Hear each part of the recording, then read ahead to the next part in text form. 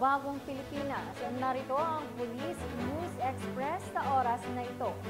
Nanguna rin ang Romblon PNP, katuwang iba pang ahensya ng pamahalaan sa pagsasagawa ng rescue operation sa mga apektadong lugar ng Bagyong Christine sa probinsya ng Romblon. Yan ang tinutukan ni Patrolwoman Rialyn Jacinto.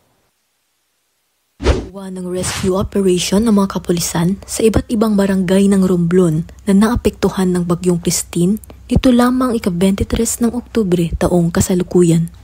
Ang naturang operasyon ay agarang naipahatid sa mga apektadong residente sa pagtutulungan ng mga kapulisan ng Romblon, Department of Social Welfare and Development, lokal na pamahalaan, Bureau of Fire Protection at Philippine Coast Guard. Hinatiran ng tulong ang mga residenteng kasalukuyang nananatili sa evacuation centers sa pamamagitan ng pagbibigay ng relief supplies, mga kabahayan at paaralang natabunan ng mga naputol na puno at mga daang nagkaroon ng pagguho ng lupa upang mabawasan ang pinsalang dulot ng kalamidad.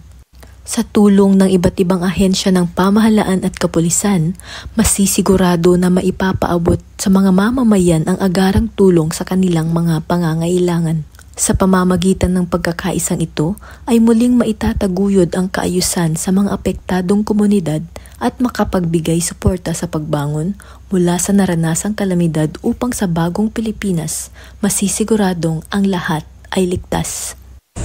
Mula dito sa home of the Police Eco Warriors, Calapan City, Oriental Mindoro, ako ang inyong PNN correspondent, Patrolwoman Rialyn Jacinto, alagad ng batas, tagataguyod ng balitang pulis.